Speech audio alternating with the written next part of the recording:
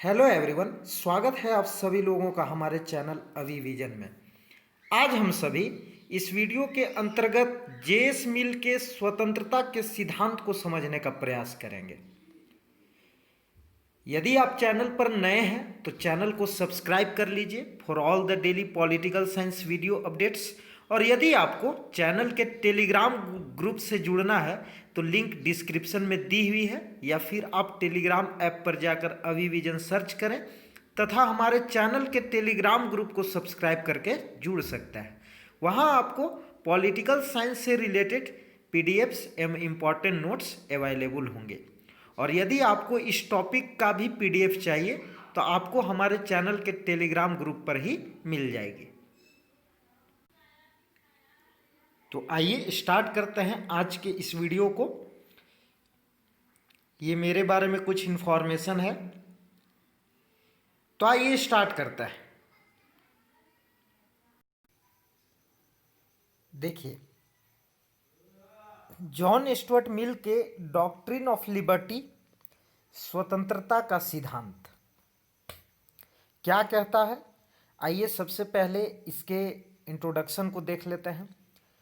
मानवीय स्वतंत्रता के उपासकों में मिल का नाम सर्वाधिक उल्लेखनीय है और इस संबंध में उसकी गणना मिल्टन तथा वॉल्टेयर के साथ की जा सकती है। जॉन स्टुअर्ट मिल को मिल्टन और वॉल्टेयर के साथ तुलना की गई है और उन्होंने अपनी स्वतंत्रता संबंधी विचारों की अभिव्यक्ति अपनी अमर कृति स्वतंत्रता में की है, ऑन लिबर्टी में की है। और ऑन लिबर्टी जो पुस्तक है वो कब पब्लिश की गई थी?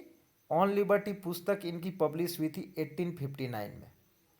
आपको याद रखना, ये क्वेश्चन आपके एग्जाम में आती है बार बार कि ऑन लिबर्टी जेएस मिल की पुस्तक है और ये जो पुस्तक है वो कब पब्लिश हुई थी? 1859 में। या आपको ऐसे भी पूछा जा सकता है कि ऑन लिबर्टी बुक किसके द्वारा लिखा गया है, तो आपको याद रखना है जॉन स्टुअर्ट मिल। कितने बार ही ये क्वेश्चन प्रीवियस ईयर में पूछी जा चुकी है। और ये जो इनकी पुस्तक है इसकी तुलना इस विषय पर मिल्टन के एरोपेजिटिका से की जा सकती है। और मिल्टन का एक बुक है, इनका पूरा नाम जॉन मिल्टन है, इनकी एक कृति है एरोपेजिटिका। और ये जो कृति है इनकी, ये 1644 में पब्लिश हुई थी। 1644 में ये कृति इनकी पब्लिश हुई थी।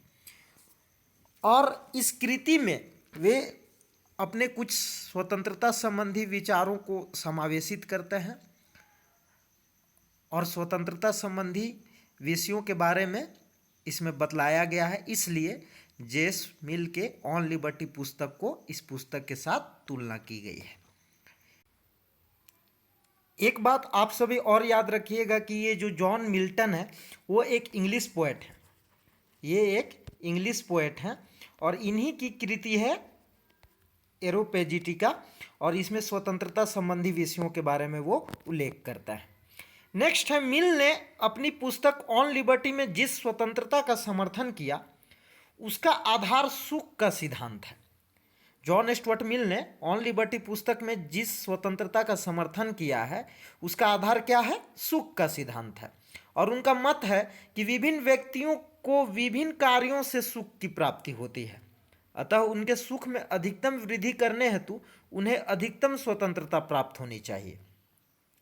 भिन्न भिन्न व्यक्ति हैं इस दुनिया में और विभिन्न व्यक्तियों को विभिन्न कार्यों को करने में सुख की प्राप्ति होती है। इसलिए जॉन स्टुअर्ट मिल का कहना है कि उनके सुख में यदि आपको मैक्सिमम इंक्रीमेंट करना है, अधिकतम वृद्धि करना है, तो उन्हें अधिकतम स्वतंत्रता देनी चाहिए, उन्हें अधिकतम स्वतंत्रता प्राप्त होनी चाहिए, मैक्सिमम लिबर्टी होना चाहिए उनके पास, बशर्ते कि उनके कार्यों से दूसरों की सुखों में किसी प्रकार का बाधा न पड़े। मिल के शब्दों में सच्ची स्वतंत्रता वही है जिससे हम अन्य व्यक्तियों को उनके सुखों से वंचित न करके या उनके सुखों में बाधा न डालकर अपनी स्वयं की विधि से अपने हित का अनुसरण कर सके। मिल क्या कहता है? मिल का कहना है कि सच्ची स्वतंत्रता वही है जिससे हम अन्य व्यक्तियों को उनके सुखों से वंचित न करके या उनके सुखों में बाधा न डालकर अपने स्वयं की विधि से अपने हित का अनुसरण कर सके। अर्थात हमें कोई ऐसा कार्य नहीं करना है, हमें कोई ऐसा कार्य नहीं करना है कि हम दूसरे की स्वतंत्रता को बाधित कर रहे हों। यदि हमारे कार्यों से, यदि हमारे किसी भी प्रकार के गतिविधि, किसी भी प्रकार के एक्टिविटीज से दूसरे के सुखों में, दूसरे के प्लेजर में, दूसरे के लाइफ में बाधा पहुंच रही हो, तो हमें इस प्रकार का कार्य नहीं करना है।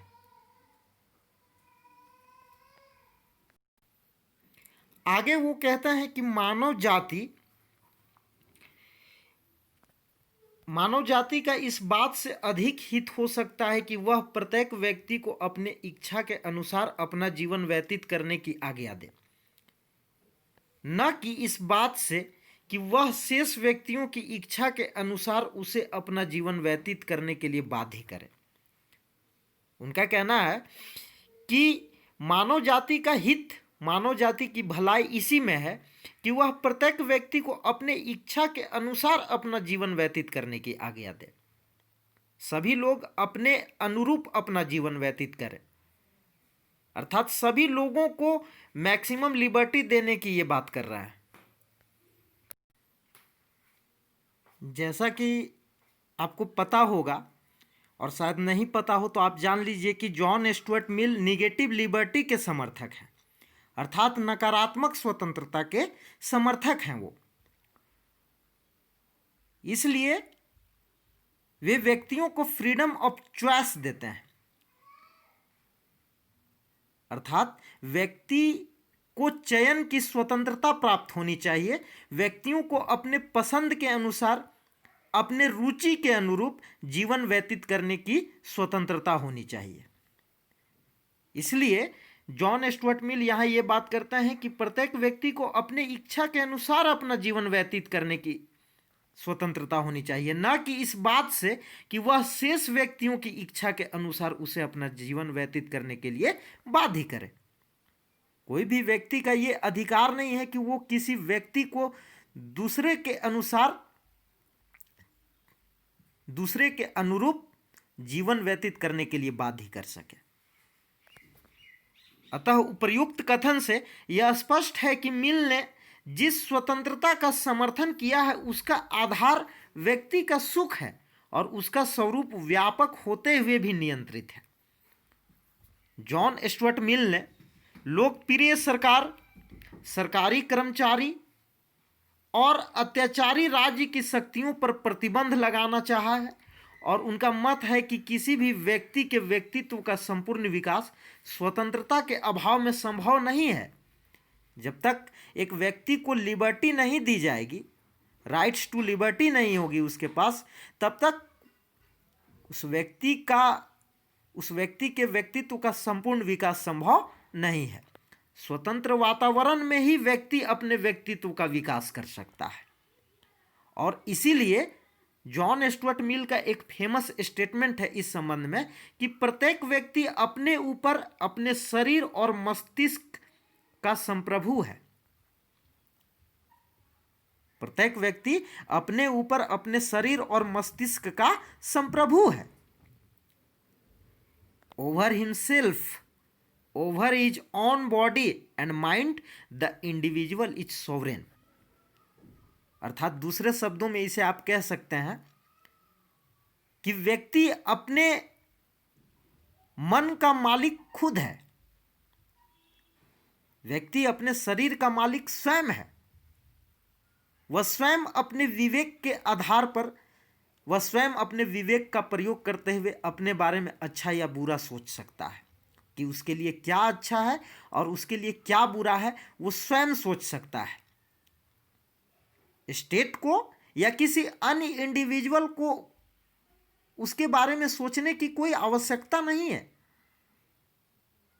और निगेटिव लिबर्टी का कॉन्सेप्ट भी यही कहता है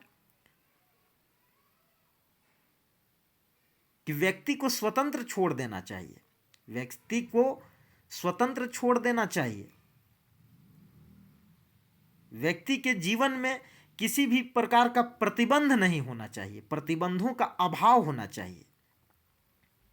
absence of interference, absence of restraints का बात किया जाता है निगेटिव लिबर्टी में।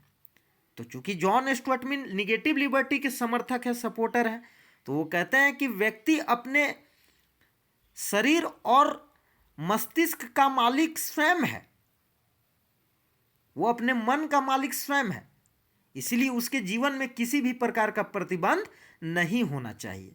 तो ये फेमस स्टेटमेंट है उनका कि प्रत्येक व्यक्ति अपने ऊपर अपने शरीर और मस्तिष्क का संप्रभु है। Over himself, over his own body and mind, the individual is sovereign. तो इस स्टेटमेंट को आप याद रखेंगे क्योंकि ये स्टेटमेंट भी आपके एग्जाम में पूछा जा चुका है। एनटीए, यूजीसी नेट या अनदर कॉम्पिटिटिव एग्जाम्स में ये स्टेटमेंट कितने बार पूछी जा चुकी है, आप जरूर याद रखिएगा इसको। Kinds of liberty. John Stuart Mill ने स्वतंत्रता के 2 प्रकार बताए हैं। उन्होंने अपनी पुस्तक ऑन लिबर्टी, जो कि 1859 में पब्लिश हुई थी, व्यक्ति स्वतंत्रता के 2 पहलुओं पर बल दिया है। लिबर्टी के 2 एस्पेक्ट्स बताए हैं, जिसमें फर्स्ट है विचार और अभिव्यक्ति की स्वतंत्रता, liberty of thought and expression, और सेकेंड है कार्य की स्वतंत्रता, लिबर्टी ऑफ एक्शन। तो आज इस वीडियो में इनके लिबर्टी के फर्स्ट एस्पेक्ट्स को हम लोग समझने का प्रयास करेंगे, विचार और अभिव्यक्ति की स्वतंत्रता, liberty of thought and expression. और ये जो सेकेंड एस्पेक्ट है वो मैं दूसरे वीडियो में कवर करूंगा। देखिए, liberty of thought and expression, विचार और अभिव्यक्ति की स्वतंत्रता, जिसमें हमारा फर्स्ट पॉइंट है no objection of state. State के द्वारा व्यक्ति के जीवन में किसी भी प्रकार का कोई ऑब्जेक्शन नहीं होना चाहिए। जॉन स्टुअर्ट मिल विचार और अभिव्यक्ति का कट्टर समर्थक थे और इस संबंध में उनका मूलभूत विचार यह था कि हम सत्य को केवल तर्क वितर्क के माध्यम से ही जान सकते हैं। हम सत्य को केवल तर्क वितर्क के माध्यम से ही जान सकते हैं और विचारों के संघर्ष में सदैव सत्य की ही जीत होती है। अतः प्रत्येक व्यक्ति को विचार और अभिव्यक्ति की पूरी स्वतंत्रता प्राप्त होनी चाहिए और राज्य के द्वारा किसी भी प्रकार की विचारधारा या भाव अभिव्यक्ति पर कोई बंधन नहीं लगाया जाना चाहिए। इनका कहना है कि स्टेट के द्वारा व्यक्ति के liberty of thought and expression पर किसी भी प्रकार का रेस्ट्रिक्शन नहीं होना चाहिए। प्रत्येक व्यक्ति को यह अधिकार होना चाहिए कि वो अपने विचारों को व्यक्त कर सके, अभिव्यक्त कर सके। प्रत्येक व्यक्ति को अपने विचार और विचारधारा को व्यक्त करने का अधिकार है। प्रत्येक व्यक्ति को तर्क वितर्क करने का अधिकार है, क्योंकि जब व्यक्ति तर्क वितर्क करेंगे, जब अनेक व्यक्तियों के विचारों के बीच संघर्ष चलेगा, तभी हम सत्य की प्राप्ति कर सकते हैं, तभी हम ट्रूथ को फाइंड आउट कर सकते हैं, तभी हम एक अल्टीमेट ट्रूथ को खोज सकते हैं, उसे सर्च कर सकते हैं। नेक्स्ट जो पॉइंट है हमारा, एक व्यक्ति के भी विचार का दमन नहीं। जॉन स्टुअर्ट मिल का कहना है कि कोई एक भी व्यक्ति जो एक सोसाइटी के अंतर्गत रह रहा है, कोई एक व्यक्ति के भी विचारों का दमन नहीं होना चाहिए। No suppression of the opinion of even one man. इसके अंतर्गत जॉन स्टुअर्ट मिल का कहना है कि बौद्धिक या वैचारिक स्वतंत्रता न केवल व्यक्ति के लिए बल्कि समाज के लिए भी हितकर है, और इसका कारण यह है कि कोई भी व्यक्ति ऐसे विचार व्यक्त कर सकता है जो समाज के लिए उपयोगी सिद्ध हो। ऐसा हो सकता है कि कोई व्यक्ति अपने विचारों को प्रकट कर रहा है, अभिव्यक्त कर रहा है, तो उसके विचारों में कुछ ऐसा हो जो समाज के लिए उपयोगी सिद्ध हो सकता है। इसीलिए हमें कोई भी व्यक्ति के, किसी भी व्यक्ति के विचारों को अभिव्यक्त करने से रोकना नहीं चाहिए, उस पर किसी भी प्रकार का प्रतिबंध नहीं लगाना चाहिए। अतः यदि संपूर्ण समाज का एक मत हो और एक व्यक्ति का दूसरा मत हो तो भी उसे अपने विचार को प्रकट करने की स्वतंत्रता होनी चाहिए। देखिए, बहुत अच्छी बात की गई है जॉन स्टुअर्ट मिल के द्वारा। उनका कहना है कि यदि संपूर्ण समाज का एक ही मत हो, यदि संपूर्ण समाज का केवल एक मत हो और कोई एक व्यक्ति ऐसा हो जिसका उस समाज से अपोजिट ओपिनियन हो या उस समाज से अलग कुछ मत हो, तो भी उस व्यक्ति को अपने विचार को प्रकट करने की स्वतंत्रता होनी चाहिए। मिल के शब्दों में जॉन स्टुअर्ट मिल का क्या स्टेटमेंट है, देखिए, यदि एक व्यक्ति के अलावे संपूर्ण मानव जाति का एक मत हो और केवल एक व्यक्ति का मत उसके विरुद्ध हो तो भी उस व्यक्ति को बलपूर्वक मौन करने का मानव जाति को उसी प्रकार कोई अधिकार नहीं है जिस प्रकार की उस एक व्यक्ति की शक्ति संपन्न होने पर मानव जाति को बलपूर्वक मौन करने का होता। ध्यान दीजिए, बहुत ही फेमस स्टेटमेंट है।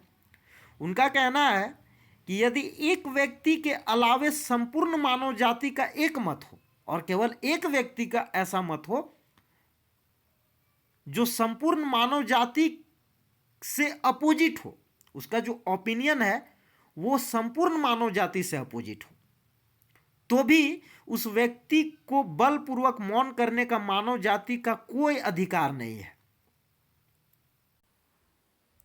क्योंकि हो सकता है कि उसके ओपिनियन में कुछ ऐसा हो जिससे समूचे समाज का भलाई हो सके, जिससे संपूर्ण मानव जाति का भलाई हो सके। तो इसलिए उसके मत को, उसके ओपिनियन को प्रकट करने से नहीं रोकना है। इस स्टेटमेंट को इंग्लिश में देख लेते हैं। If all mankind -1 were of one opinion and only one person were of the contrary opinion, mankind would be no more justified in silencing that one person than he, if he had the power, would be justified in silencing mankind.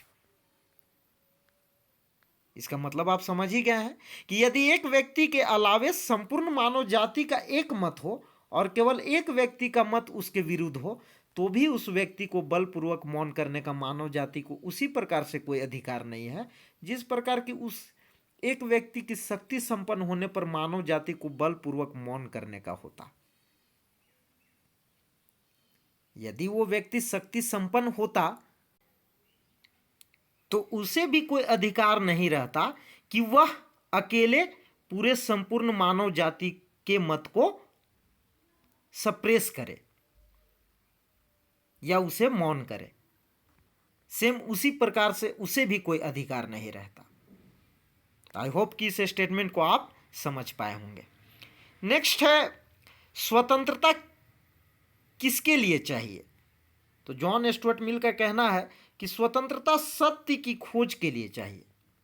Liberty for the discovering of truth. John Stuart Mill का मत है कि वैचारिक स्वतंत्रता व्यक्ति के मानसिक स्वास्थ्य की एक आवश्यक शर्त है। वैचारिक स्वतंत्रता व्यक्ति के मानसिक स्वास्थ्य की एक आवश्यक शर्त है और यह स्वतंत्रता न केवल अधिकतम व्यक्तियों के अधिकतम सुख प्रदान करती है बल्कि उन्हें सत्य की खोज के लिए भी प्रेरित करती है। जॉन स्टुअर्ट मिल ने इस स्वतंत्रता को राजनीतिक स्वतंत्रता की आधारशिला बताया जो उच्च कोटि का नैतिक स्वतंत्रता को जन्म देती है। और नेक्स्ट जो इनका इसके अंतर्गत जो टॉपिक है, इनका विचार है liberty of thoughts of crank peoples, अर्थात सनकी व्यक्तियों को भी विचार की स्वतंत्रता होनी चाहिए। जॉन स्टुअर्ट मिल का ऐसा कहना है कि जो सनकी व्यक्ति हैं, जो बहुत अधिक गुस्सा करता है, जो बात बात पर गुस्सा करता है, उन्हें भी अपने विचार को प्रकट करने की स्वतंत्रता होनी चाहिए। तो आपसे एग्जाम में क्वेश्चन पूछी जा सकती है कि कौन से ऐसे विचारक हैं जो सनकी व्यक्तियों को भी विचार की स्वतंत्रता देने की बात करता है। तो आपको याद रखना है John Stuart Mill. John Stuart Mill ने न केवल सभी सामान्य व्यक्तियों को वरन सनकी व्यक्तियों को भी विचार की स्वतंत्रता देने के पक्ष में है, क्योंकि उनका मत है, उनका कहना है कि जिन्हें एक जमाने में सनकी समझा गया था वो आज महान व्यक्ति समझे जाता है। बिल्कुल, जैसे कि सोक्रेट्स, ये एक सनकी व्यक्ति थे लेकिन वो आज महान है। ईसा मसीह अपने जमाने में सनकी ही तो समझे जाते थे, लेकिन आज ये हमारी दृष्टि में पूजनीय है। और इस संबंध में उनका एक फेमस स्टेटमेंट है इस कॉन्टेक्स्ट में कि 10 सनकी व्यक्तियों में से 9 निरर्थक बुद्धू हो सकते हैं, किंतु 10वां व्यक्ति मानव जाति के लिए इतना लाभदायक हो सकता है जितने कि अनेक साधारण व्यक्ति मिलकर भी नहीं हो सकते। यह स्टेटमेंट बिल्कुल ही करेक्ट है कि 10 सनकी व्यक्तियों में से 10 सनकी व्यक्ति हैं, उनमें 9 निरर्थक बुद्धू हो सकता है, 9 निरर्थक मूर्ख हो सकते हैं, लेकिन हो सकता है कि 10वां व्यक्ति मानव जाति के लिए लाभदायक हो सकता है, इतना लाभदायक हो जितना कि अनेक साधारण व्यक्ति मिलकर भी नहीं हो सकते। क्योंकि कहा जाता है कि सनकी व्यक्ति ही नहीं, सनकी व्यक्तियों ने ही इतिहास को रचा है, या आप दूसरे शब्दों में कह लीजिए कि पागलों ने ही इतिहास को रचा है। किसी भी चीज के लिए जिद को पालना पड़ता है, पागल बनना पड़ता है उस चीज के पीछे। पागल बनने का अभिप्राय यहां किसी भी चीज के पीछे पोजीशन से है, आपको जुनून रखना होगा, आपको अपने अंदर जिद पालना होगा उस चीज को प्राप्त करने के लिए, अपने लक्ष्य को प्राप्त करने के लिए।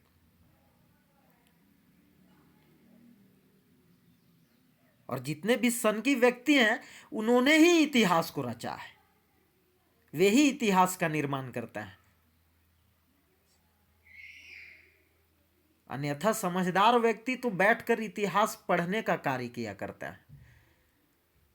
आई होप कि इस बात को आप समझ पा रहे होंगे कि जॉन स्टुअर्ट मिल ने यह स्टेटमेंट इसलिए बोला है कि 10 सनकी व्यक्तियों में से 9 निरर्थक बुद्धू हो सकते हैं। मैं मानता हूं कि 10 सनकी व्यक्तियों में से 9 निरर्थक बुद्धू हो सकता है, लेकिन हो सकता है कि 10वां व्यक्ति कुछ ऐसा करे, उसके विचार में कुछ ऐसा हो जो कि अनेक साधारण व्यक्ति मिलकर भी नहीं कर सकते। तो इस स्टेटमेंट को आप याद रखिएगा, ये बहुत ही फेमस स्टेटमेंट है उनका। नेक्स्ट है विचार और भाषण की स्वतंत्रता के पक्ष में कुछ आर्गुमेंट पेश करते हैं। Arguments in defence of the liberty and thought and expression. तो कौन कौन से आर्गुमेंट है वो देखते हैं हम लोग। मिल ने विचार और अभिव्यक्ति की स्वतंत्रता के औचित्य को सिद्ध करने के लिए निम्न तर्क दिया है। फर्स्ट है ट्रूथ, सत्य। यह संभव है कि जिस विचार का दमन किया जा रहा है वह सत्य हो, अतः उस विचार का दमन करने का अर्थ है सत्य का दमन करना। ऐसी स्थिति में समाज की हानि हो सकती है। बिल्कुल ऐसा हो सकता है कि एक व्यक्ति का विचार पूरे संपूर्ण समाज से अलग हो, तो संपूर्ण समाज चूंकि मेजॉरिटी में है अपने ओपिनियन को लेकर, तो हो सकता है कि उस इंडिविजुअल के ओपिनियन को सप्रेस करने की कोशिश करे, दबाने की कोशिश करे। लेकिन आप ये भी सोचिए कि वो एक अकेला व्यक्ति ऐसा विचार अभिव्यक्त कर सकता है आपके समक्ष, ऐसे विचार को प्रोवाइड कर सकता है, कुछ एक ऐसा आइडिया दे सकता है जो कि पूरे समाज की भलाई के लिए हो, जो कि पूरे समाज के इंटरेस्ट में हो, जो कि पूरे समाज के हितों की पूर्ति करती हो। तो उस व्यक्ति के विचार को सप्रेस करने का, उस व्यक्ति के विचार को दमन करने का अर्थ यही होगा कि आप सत्य का दमन कर रहे हैं। किसका दमन कर रहे हैं? सत्य का दमन कर रहे हैं। आप ट्रूथ को सप्रेस करने का काम कर रहे हैं, उसको दबाने का काम कर रहे हैं, उसे दमन करने का काम कर रहे हैं, उसे कुचलने का काम कर रहे हैं। सेकेंड जो पॉइंट है, सेकेंड जो तर्क है उनका, आंशिक सत्य, पार्शियल ट्रूथ। यदि कोई विचार केवल आंशिक रूप से सत्य है तो भी प्रतिबंध लगाना उचित नहीं है, क्योंकि उसमें भी तो कुछ सत्य है ही ना। जॉन स्टुअर्ट मिल का कहना है कि यदि कोई विचार ऐसा हो जो जिसमें सिर्फ आंशिक रूप से सत्य छिपा है तो भी उस विचार को नहीं दबाना चाहिए, क्योंकि कुछ सत्य का जो अंश है, ट्रूथ का जो कुछ पार्ट है, उसमें भी छिपा हुआ है। इसलिए आप उस सत्य को भी दबा नहीं सकते, उसे भी आप दमन नहीं कर सकते, उस पर भी आप प्रतिबंध नहीं लगा सकते। नेक्स्ट जो पॉइंट है वो लिखा हुआ है रॉन्ग। रॉन्ग का अर्थ है कि कोई विचार अगर गलत भी है, यदि कोई विचार या कोई ओपिनियन, कोई आइडिया ऐसा हो जो मिथ्या है, मिथ्या का मतलब झूठ है, गलत है, तो भी उस पर रोक लगाना उचित नहीं है, क्योंकि सत्य मिथ्या मत का अंतर कर देगा, जिससे मिथ्या मत रखने वाला सच्चाई से परिचित हो सकेगा और मिथ्या मत का अंत करने के कारण सत्य अधिक प्रकाशमान हो जाएगा। देखिए, आप अगर यहाँ जो लिखा हुआ है उसको समझ पा रहे होंगे तो आपको बहुत अच्छा लगेगा। इनके विचारों को आप अगर समझ पा रहे होंगे तो आपको बहुत अच्छा लगेगा, बहुत ही इंटरेस्टिंग लगेगा। इनका ये जो टॉपिक है, इनका ये जो सिद्धांत है, डॉक्ट्रिन ऑफ लिबर्टी, देखिए बहुत अच्छा बात किया जा रहा है। यहाँ कहा जा रहा है कि अगर कोई गलत विचार को पेश करता है, अगर कोई ऐसा विचार देता है जो कि झूठ है, जो कि मिथ्या है, जो कि रॉन्ग है, तो उस पर भी रोक नहीं लगना चाहिए, उस पर भी किसी प्रकार का प्रतिबंध नहीं लगना चाहिए, क्योंकि जो ट्रूथ है, जो कोई ऐसा विचार है जो सत्य है, वो सत्य वाला विचार इस मिथ्या विचार का अंत कर देगा, इस मिथ्या मत का अंत कर देगा, जिससे जो गलत विचार रखने वाला व्यक्ति है वो सच्चाई से प्रेरित हो सकेगा, वो सच्चाई से परिचित हो सकेगा, और मिथ्या मत का अंत करने के कारण सत्य जो है अधिक प्रकाशमान हो जाएगा। ऐसा माना जाएगा कि सत्य की ही जीत होती है। नेक्स्ट जो पॉइंट है हमारा, सत्य नहीं मतलब नो ट्रूथ।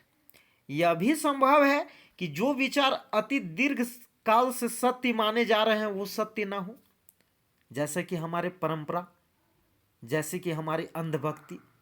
कभी कभी ऐसी होती है कि जिस चीज़ को हम बहुत लंबे समय से सत्य मानकर चल रहे हैं कि नहीं ये हमारे जीवन के लिए अच्छा है, ये हमारे जीवन के लिए सही है, वो आगे चल के आपको पता चलेगा कि वो सही है ही नहीं।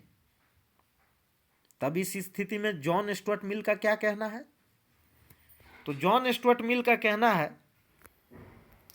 इनका कहना है कि जो विचार अति दीर्घ काल से सत्य माने जा रहे हैं वे सत्य ना हो, ऐसा हो सकता है, तो उनकी सत्यता की जांच स्वतंत्र वाद विवाद की कसौटी पर ही की जा सकती है, और इस कसौटी पर उनकी परीक्षा किए बिना उनको स्वीकार करना व्यक्ति और समाज दोनों के हितों के प्रतिकूल हो सकता है। तो आई होप कि आप समझ पा रहे होंगे। नेक्स्ट जो पॉइंट है इनका वो है संघर्ष, स्ट्रगल। उनका कहना है कि सत्य के अनेक पक्ष होते हैं। साधारणतः एक पक्ष सत्य के एक पहलू को और दूसरा पक्ष सत्य के दूसरे पहलू को देखता है। ऐसी स्थिति में दोनों में संघर्ष होना स्वाभाविक है। अतः सत्य के वास्तविक स्वरूप को विचारों के स्वतंत्र अभिव्यक्ति द्वारा स्पष्ट किया जाना आवश्यक है, क्योंकि सत्य के ट्रूथ के एक ही एस्पेक्ट नहीं होता है, उसके अनेक एस्पेक्ट होता है। इसलिए एक पक्ष सत्य के एक पहलू को और दूसरा पक्ष सत्य के दूसरे पहलू को देखता है, और ऐसी स्थिति में दोनों में संघर्ष होना स्वाभाविक है।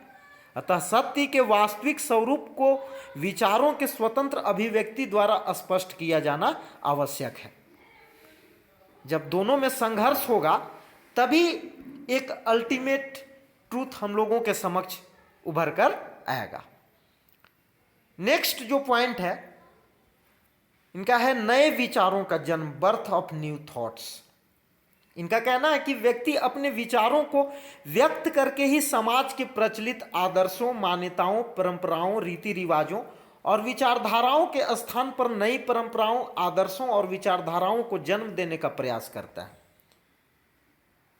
ऐसे व्यक्तियों के विचारों पर प्रतिबंध लगाने का अर्थ है नई परंपराओं, विचारधाराओं आदि का प्रचलन न होने देना, और यह कार्य समाज के लिए घातक हो सकता है।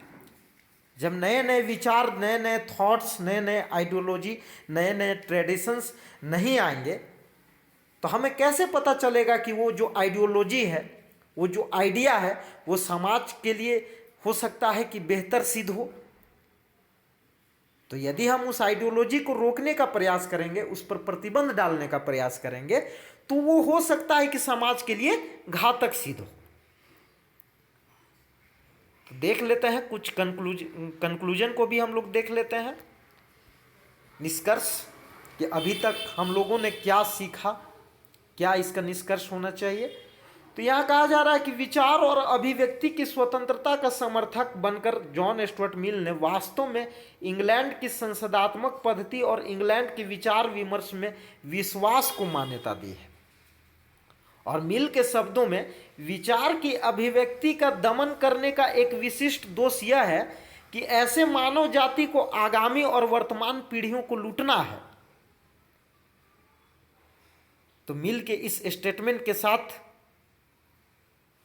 इस कंक्लूजन को हम लोग समाप्त करते हैं। और इस स्टेटमेंट को आप इंग्लिश में भी देख सकते हैं। The peculiar evil of silencing the expression of an opinion is that it is robbing the human race, posterity as well as the existing generation। अर्थात कि किसी भी व्यक्ति के विचार की अभिव्यक्ति का दमन करने का क्या अर्थ है। दमन करने का मतलब यह है कि आप पूरे मानव जाति को, आगामी और वर्तमान पीढ़ी को लूटने का प्रयास कर रहे हैं। और ये खुद जॉन स्टुअर्ट मिल का ऐसा कहना है कि विचार की अभिव्यक्ति का दमन करने का अर्थ यह होगा कि आप मानव जाति के आगामी और वर्तमान पीढ़ी को लूटने का कार्य कर रहे हैं। तो इसी कंक्लूजन के साथ आज की इस वीडियो को मैं समाप्त करता हूं।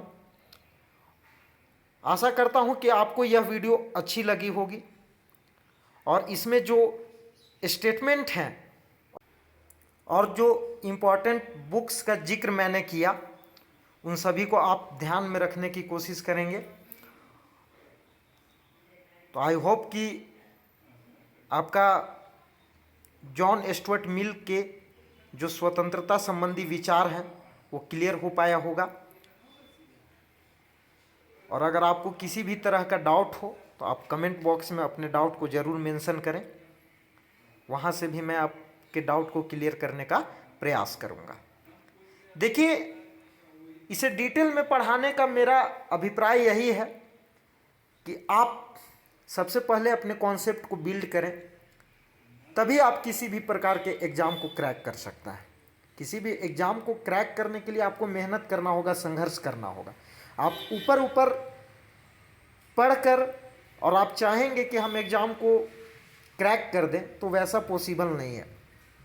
आप पहले अपने कंसेप्ट को बिल्ड कीजिए और किसी भी टॉपिक को पढ़िए तो आप इंटरेस्ट के साथ पढ़िए, क्योंकि टॉपिक बहुत ही इंटरेस्टिंग होते हैं। भले आपको उसमें मन न लगता हो, लेकिन जब आप मन लगाने की कोशिश करेंगे तो ज़रूर मन लगेगा। समझने का प्रयास कीजिए, किसी भी चीज़ को समझने के ऊपर ध्यान दीजिए, फोकस कीजिए। और जब आप चीज़ों को समझ जाएंगे, जब आपका कॉन्सेप्ट क्लियर हो जाएगा, तब आपको किसी भी प्रकार की परेशानी नहीं होगी। और जो इंटर, बैचलर ऑफ आर्ट्स और जो मास्टर्स के स्टूडेंट हैं वो अपना नोट भी बना सकते हैं इस टॉपिक के ऊपर। इसका पीडीएफ मैं आपको यूट्यूब चैनल के टेलीग्राम ग्रुप पर प्रोवाइड कर दूंगा। आप वहां से जाके पीडीएफ को डाउनलोड कर सकते हैं। तो फ्रेंड्स, आज के लिए इतना ही। यदि आपको हमारी यह वीडियो अच्छी लगी होगी तो आप इस वीडियो को अधिक से अधिक लाइक कीजिएगा और कमेंट करके भी ज़रूर बताइएगा कि यह वीडियो आपको कैसी लगी। अपना ओपिनियन ज़रूर मेंशन कीजिएगा कमेंट बॉक्स में। और इस वीडियो को अपने सारे उन दोस्तों के साथ शेयर कीजिएगा जो कि UGC net exam political science की तैयारी कर रहे हो, तथा यह वीडियो अन्य कॉम्पिटिटिव एग्जाम्स के लिए भी बेनिफिशियल है। और हमारे चैनल को ज़रूर सब्सक्राइब करें, बेल आइकन को भी प्रेस कर लें ताकि हमारे द्वारा बनाए गए हर वीडियो की नोटिफिकेशंस आपको मिलती रहे। तो आज की इस वीडियो को देखने के लिए आपको बहुत बहुत धन्यवाद।